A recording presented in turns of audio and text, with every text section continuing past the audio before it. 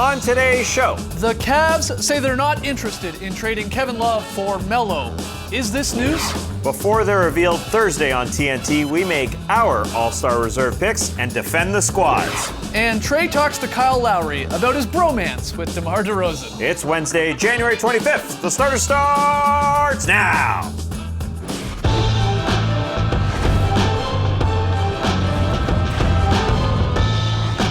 Good evening, Sweet World, and welcome to The Starters. Whether you're listening to the podcast, joining us live on NBA TV right now, or later on YouTube, we're happy to have you. I'm Jay Skeets, and alongside me, as always, that's Tas Melis. Nice to see you. Nice. To his right, the international man of mystery, taking it to the max, Lee Ellis. Friend. Lily. And last, certainly not least, back from the six, it's the bearded one, it's Trey Kirby. Hey, yo! TK, welcome back. What do you got for us? Well, I'm here at the internet looking for your best tweets at #TheStarters. And guys, before last night's Spurs-Raptors game, I had my first opportunity to interview Greg Popovich. And if you know anything about Pop, you can understand why I was shaking in my boots. But then something surprising happened. Trey Kirby here from NBA TV with Spurs coach Greg Popovich. Coach, Tim Duncan retired in the summer. There's been more turnover for the Spurs than we're used to seeing, but the defense is still right at the top of the league. What was the biggest challenge to get your defense back to a championship level? Good question. Wow. Oh, yes, Good question, yes. TK. Greg Popovich, like the first question I ever asked him, I almost retired then and there. But then who would ask you today's question? What unexpected NBA compliment would you like to hear? And personally, I would like to hear something from Andre Iguodala, who Lee assures me has the best biceps in the league. I'd love to hear him compliment Skeets on his guns. You wouldn't expect it, but my man's been bulking up on that ice cream diet. How do you have a photo of me like that? I've got a lot of weird pictures on my computer of all of us. Okay. Nonetheless, we want to hear from you, so let us know on Twitter what unexpected NBA compliment would you like to hear. Send us your best tweets to #TheStarters. Hear from you later. Don't you feel a little shortchanged though from Pop? I mean, he didn't humiliate you or belittle you. That's really the Pop experience. Yeah, that's true. I mean, I would have loved to have been humiliated in front of millions and millions of people, but I guess I'll take the compliment. Yeah. Well, good stuff, TK. All right, let's hear from you guys on Twitter, though. Answer TK's question, which wasn't as good as his question to Pop, but hey, I was judging here. We got to lock in our All-Star Reserve picks tonight because they're officially announcing them tomorrow. We'll do that a bit later in the show. And Trey Kirby, obviously up in Toronto. He talks to Kyle Lowry about his bromance with DeMar DeRozan. So we got a lot to get to, but let's first play a little Is This News? Because we had some NBA headlines popping up today. Trey's rounded them up. He's going to pitch them to us, and we'll determine whether or not they're actually news. So Trey, our first headline. All right, our first headline comes from ESPN, and it says, Cavs not interested in Kevin Love for Carmelo Anthony swap, sources say. Is this news? I knew LeBron James was looking for a ball handler, but not that type of ball handler. No. Carmelo wouldn't fit with the Cleveland Cavaliers in the way they move the ball. Championship teams are about how parts fit in, and Kevin Love fits in better than Carmelo Anthony, in my opinion. Kevin Love has got incrementally better. Season 1, Season 2, Season 3 with the Cavs. This is the best version we're seeing of him. Would Carmelo Anthony dance with Steph Curry on the perimeter with the game on the line and defend him? I don't know. Maybe he could get to that level, but at this point, Kevin Love is a better option, in my opinion. And I don't think LeBron wants to wait to see if Carmelo could become that guy. He doesn't have that kind of time. He wants to win now. What do you think? Yeah, this doesn't sort of fit what LeBron was saying there before. But I think if Phil Jackson went to Carmelo when they had that chat and Carmelo probably said, listen, if you can get me to a contender, then I will consider waiving my no-trade clause. Cleveland's obviously fits that bill, but the trade itself just doesn't make sense. Even if Kevin Love was to go back to New York, him and Porzingis I don't think would really fit what they're trying to grow there. And if you're Carmelo Anthony, you want to get out of New York, maybe he's not saying that on the public, but if he has a chance to go and perhaps win, then I think that's the only way the Knicks get him to waive the no-trade clause. Let's also point out, I mean, Love is, 5 years younger than Carmelo Anthony? 4 years younger than Carmelo Anthony, maybe closer to 5, maybe, but a few $1 million less expensive when it comes to their contracts as well. And you said it, Tess, I think this would be an interesting headline and news last year before the Cavs went on to win the title. Maybe when they were struggling, and we sat here and talked about the Cavs struggling at that point earlier in the season last year. Then it would have been a little interesting, but it doesn't make much sense now. I know the Cavs are struggling to win games, but the same thing happened last year, and they went on to win the title. So, yeah, it doesn't make sense for the Cavs to make this move. It makes sense for the Knicks to want to try and trade Melo, and for maybe Melo to get out of there and get to a contender. But that's the problem with this whole thing. We have three parties that need to be pleased, right? The Knicks and whatever they get back for Melo. Melo to whatever team he actually wants to go to and try and win a title. And then, the team you're trying to trade him to in the first place. It's not just like one or two teams got to be happy. Melo sort of clouds this whole thing because now there's a limited amount of teams. I don't think it's going to happen. And just his contract as well. That's the thing. I mean, if you're trading him, you've got to get someone who's matching his salary pretty much close, which means you're going to have to give up one of your best players.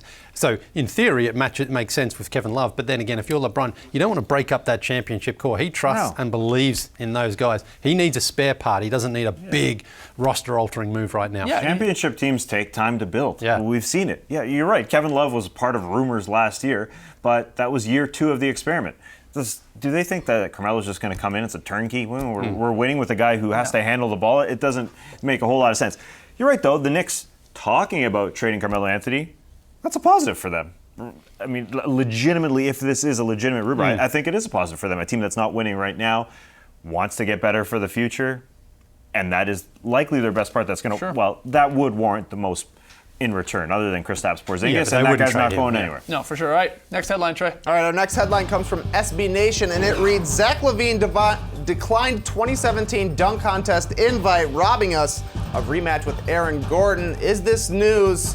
Yeah. Or am I just super sad? This is news. This is bad. It's bummer sad news. For yeah, sure. It's definitely sad news. We were talking about it yesterday. We were hoping that LaVine and Aaron Gordon would both come back and give us the show they did in Toronto last year. Because he did this. And LaVine, who has won it in back-to-back performances, he's decided, I don't need to go in it. I don't want to go into it a third time. But it's obviously for fans that love dunks. I mean, of course, this is bummer news. It is bummer news, but I'm okay with it from Zach LaVine's point of view. He's done his job. He's brought this dunk contest back to life. And you guys always talk about Vince Carter. You don't want him to come back because he was perfect back in 2000. No, I want him to come back. I'd be happy to he's turning come back 40 right now. tomorrow. But you know what? If you're Zach LaVine, you're like, I can't really improve on what I've done the last years, especially last year. So I'm going to walk away, and it's time for other guys to step up to the plate. Yeah, you're I'm right. totally fine with You're that. right. He 2 dunk contests and 2 extra dunks last year. It's like he was almost in 3 dunk contests. And kudos to Aaron Gordon, because a lot of people thought he got robbed last year. Yeah. He could have easily said no. Yeah. But he's back in it, so I'm obviously pumped to see what he can do. And Zach LaVine wants to concentrate on being a basketball player, and that's totally fine. That's right. I think Zach LaVine doesn't want to get pigeonholed into that guy being, he's a fantastic dunker and doesn't get remembered for anything else. Yeah. He's scoring 20 points a game this year. He has really improved his game. You're right. He is on the Mount Rushmore of dunk contest guys. Whoever else you want to put on there, be it Jason Richardson, and Vince obviously is on there, and then maybe you go MJ or Nick, whatever. But I'm actually in a way happy about this, because remember a couple weeks ago I was saying we got to get our expectations for this dunk contest, and we got to crank it way down because last year was so amazing. Oh, come on. This helps. I think this helps in a weird way. You'd rather not have Zach LaVine. No, what I'm saying is expectations have suddenly cratered for this in a good way, because I still think it's going to be really good. You said Aaron Gordon, he's coming back. Obviously an unbelievable dunker. A couple other names being thrown around today. Glenn Robinson III. So the casual fan might be like, who? Is that Big Dog's son? Yes. But he's a great dunker. The normal-sized dog, yeah. The normal-sized dog. And Derek Jones Jr., who definitely a lot of people would be going, who? He's a recent Suns call-up, all right? This is from a couple years ago in a high school dunk contest. This guy, who's maybe skinnier than I am, I definitely have better biceps, he can fly. This guy can fly and could steal the show here. So I still think it's going to be great, but again, in a weird way, expectations are maybe back to more normal than they would have been with Zach LaVine. If a guy's wearing a T-shirt underneath his jersey, he's covering those up for a reason, right? You're right. I'm not sitting here in short sleeve for a reason. All right, Trey, final one. All right, our final headline comes from Bullets Forever, and it reads, Kelly Oubre misses cut for 2017 Rising Stars Challenge. Is this news? It's unfortunate for him. I mean, he's playing a little bit more. He's actually part of the rotation in Washington. They've come together. But there are a lot of good names on the American team, so who would he replace? Marquise Chris maybe in Phoenix? Sure, but he's playing just as much as Kelly Oubre. Jaleel Okafor, perhaps? I think he'd replace him if you had to do it again. But the Sixers have to be pumped that Okafor is there. Hey, we're featuring a player that we might trade. Yeah. Throw him in there. See what he can do against no defense. So once again, for the third consecutive year, we're doing Team USA versus the world. You're seeing the rosters there for both teams, which, it's gone well. They both, Team USA won last year, good. World won year before, so we got rubber the match match here. Look at that That's world right. team. That world team is stacked, especially with bigs. Embiid, Jokic, Porzingis. Jokic. Guys who can shoot, guys who can handle. Yeah, there's 20 guys ultimately selected, and we should point out, there's still some time before this game. Injuries, unfortunately, happen, and someone like a Kelly or a Sam Decker or Montrezl Harrell. Russell's out right now. Yeah, I mean, someone else could get plugged in there, but it's tough to get too worked up about, be it a Kelly Oubre Jr. not really making this team, right? He's playing well. I don't think Otto Porter made the Rising Stars back when he was possible to get selected. He's playing really well for them. Oubre's numbers have steadily increased, as the Wizards have throughout this season, but he just doesn't do anything that really stands out. He's a good defensive player, but that's not really what you're looking for in this game either. Yeah, for sure. All right, gotta take a break. Lots more still to come when we come back. We're gonna lock in our 2017 All-Star Reserve picks before TNT announces them tomorrow night. Kelly made the top 10.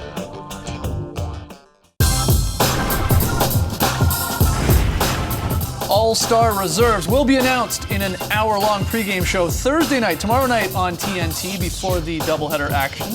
But before they officially announce who's going to be in the big game in Nolens, we're going to lock in our All-Star Reserve picks. We made these on last Friday's Drop podcast, but there's been a few changes. Let's start with the East. We agree on a lot of guys. Lowry, Wall, Kevin Love, Isaiah Thomas, Kemba Walker, Paul George. And 3 of us have Joel Embiid, but I've changed my pick. I had Embiid on the podcast. I've slept on it, and I got to go Paul Millsap. You've been sitting in the Hawks bros too long. Yeah, maybe that's what's happened. So Embiid or Millsap, it came down to as the only one where we sort of contemplated. I guess the first question, you guys all picked Embiid. Has he played enough minutes? I guess he has to you guys to warrant a selection for the big All-Star game. Yeah, he's played enough to convince me that he's awesome. I mean, he embodies what an All-Star is, and I don't necessarily care how many games he's missed. He's missed a little over 25% of his games, but he's just so good. And Paul Millsap, his numbers have fallen off a little bit.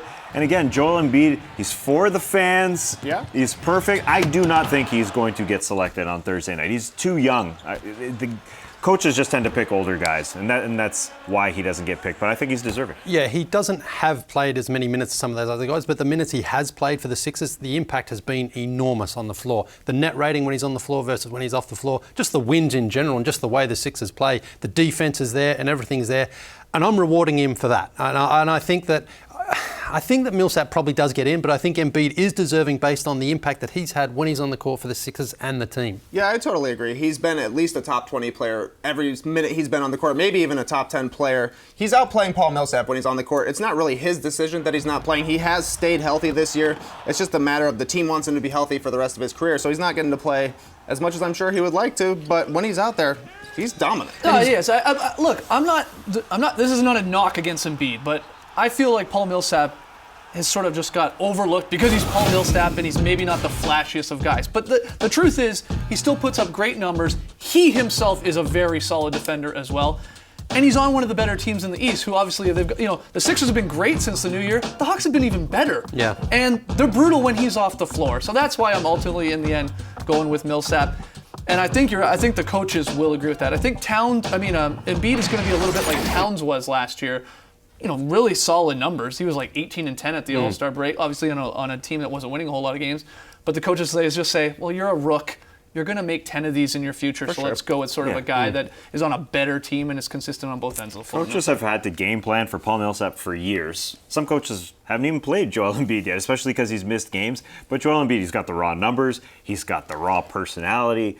I would want to see him there, but I doubt he gets selected. So maybe Millsap, we think, gets selected by the coaches. What about a Carmelo or a Dwayne Wade? Superstars for a long time, obviously not having their greatest seasons of their career, but do they have that legacy, that reputation vote from the coaches? I think Melo is more likely of the two of them. He's still the number one guy on his team. He's still the main Nick that coaches have to game plan for. He's made the last 9 All-Star games, which kind of gives him a leg up on Dwayne Wade. Maybe not for that, but nonetheless. A whole lot too. Yeah, exactly right. But I do think that the Phil Hornacek Melo drama has maybe left a bad taste in some coach's mouth, but he's still the Nick you have to worry about, so I can see him getting in still. But if the players in media vote is any indication, they actually have more votes for Porzingis than they do for Melo. And I think those guys will take some votes away from each other. I think Wade is more likely just because The players voted for him. Sure. Him and Kemba, I think you're going to sort of just veer towards the guy who's been there, done that, got so many All-Star nods. I think he would make it over Kemba Walker, who I desperately want to see in the All-Star game. I just wonder if the move to Chicago does affect Dwayne Wade, because he's not the best player on his team anymore, and he has been the best player on his team for a lot of years, except for when LeBron was there. Now he's there. Jimmy Butler is clearly the best player on that team. Wade is having a very solid season, but the Bulls, after their hot start, have dropped off, and that might count against Dwayne Wade, whose numbers, I mean, look, they're still very, very decent numbers, but It'll be weird to see an All-Star game without either of these guys, though. Yeah. That'd be strange. Yeah, for sure. It'll be a little crazy to see Wade and Butler, from that sort of mediocre Bulls team, and no Hawk possibly, or no Hornet. Yeah. For sure. All right, let's get to the West here. Again, these are our picks. We agree on a lot. Westbrook, Gordon Hayward, Rudy Gobert, DeMarcus Cousins, Marc Gasol. We all had Chris Paul on our team, but he's obviously injured, so we need replacements. So 3 of us have Draymond Green. Trey has Lillard, and then we're split on Conley or Thompson. And again, you can see it all there. It can get a little confusing with 4 guys. But the question here is that CP3 replacement, Conley, Klay Thompson, or Lillard, you have to imagine it would be a guard, because we got a lot of bigs on our team as it is. Yeah. Why'd you end up going with who you ultimately ended up picking? I think Mike Conley is just closer to the number 1 guy on his team. Call Marc Gasol the number 1 guy on his team, whatever.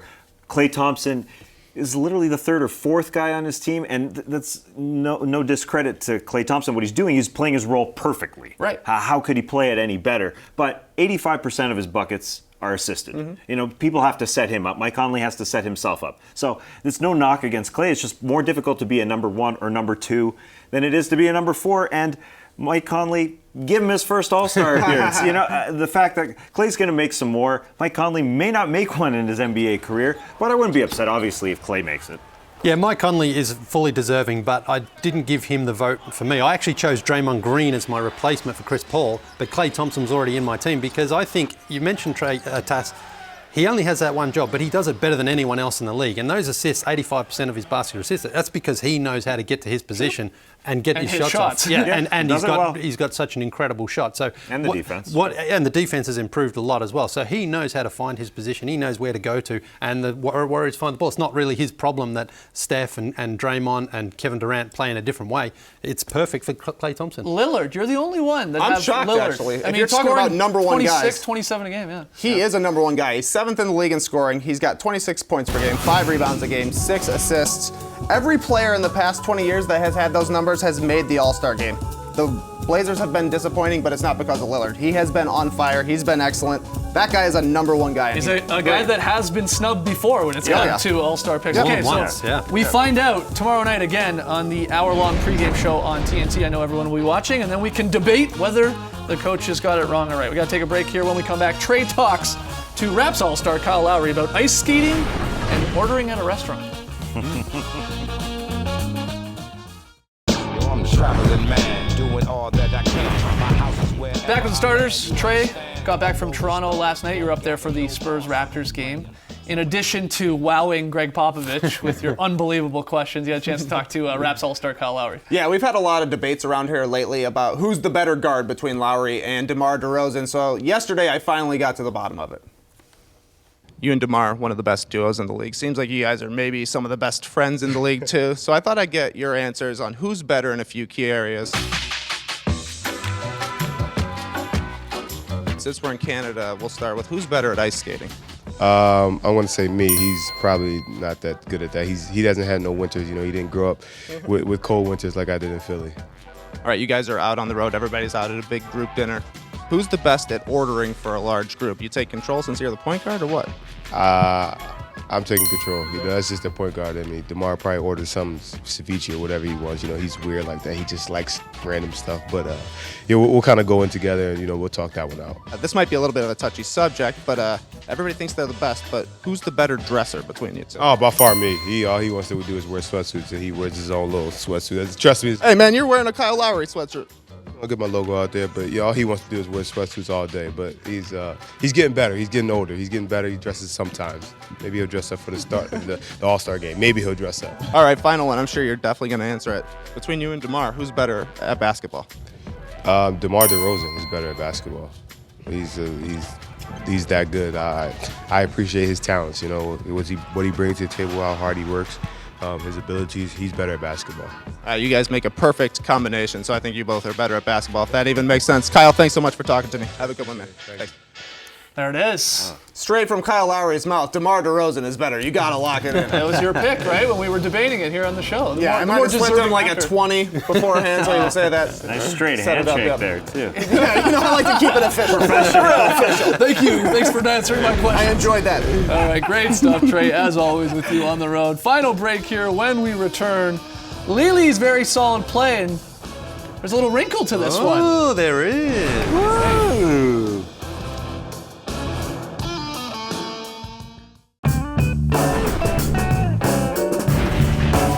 We asked you earlier in the show, what unexpected NBA compliment would you like to hear? You hit us up on Twitter, #TheStarters. Trey, you got to feel the best answers. Yeah, this one comes from Oak Tree, who says, I want Embiid to compliment me on my Twitter. Come on, he's the most funny guy on Twitter. He's great. Personally offended, but I agree with him. Hornet says, Manu telling me, nice bald spot. Very nice. Kessler says, I'd love to hear a fashion compliment from Tim Duncan himself, the best dressed player to ever lace him up. #not. My team beat GSW. I'd love to hear Hassan Whiteside say, nice 2K rating in reference to my player. That's good. Not bad. Favorite answer, though, comes from Eric Hawkins, who said, I'd love to see Gordon Hayward compliment Tess Mellis. Sweet, hard part of the hair. #Canadian Madman. Yeah. You know how to do it, Gordon. Do you go to the same barber as Gordon Hayward? No, he goes to a guy in Utah. That's a nice hair. You don't fly him in? No. Okay. It's too cheap. That guy's $30. It's too cheap. Oh, excuse Just me. kidding. I go off menu. It's $20. Last night's picks, we were great. We picked the Spurs over the Raps. It was close. It was tight, but the Spurs pulled it out. We are picking games for a reason, obviously. At the end of each month, someone has to pay it off. Whoever's in last place, gotta do something weird, gross, embarrassing, scary. You know, this stuff. Yeah. Throw ice at your friends, hurt them. So yeah, we've set that for Thursday, February 2nd. So tonight's pick'em play, it's the Hawks and the Bulls on League Pass, 8 p.m. Eastern. Wow, we all got the Bulls. I thought I was being slick here, picking like one you guys wouldn't pick. Yeah, Trey, you got to start just like obviously picking the opposite of one of us here. What a dum-dum. Either Lee or I. All right, Lee, where we're going? VSP. Back to Toronto for just a beautiful, very solid play from the San Antonio Spurs. Everyone touches the ball, fizzes around, ends up with not a swish bomb, but still a beautiful play. Here it is now. This was so impressive. Producer JD's 8-year-old son, Jackson, immediately recognized it as a very solid play. So take it away, Jackson. Nice. And that's what I call a very solid play. You're out of a job, Ellis. See you later, Lee. It was great having you on the see you show. guys. All Thanks. right. See you later. Great stuff there, Jackson. We got some fan signs. Brendan and his friend in Philly put this one together. Nice job, guys. Chelsea treated her boyfriend the best possible way with tickets to a Raptors game last night. Should have said hi to your boy. Yeah, you were there. And Adrian and his friends, also in Toronto last night, trying to get us in the Celebrity All-Star game. Keep Not trying. sure it's going to work. Keep trying. Thanks for joining us, folks. And remember, if you can still put your hand through your hair, you're using the right amount of man juice. Great stuff, people. What? Yeah.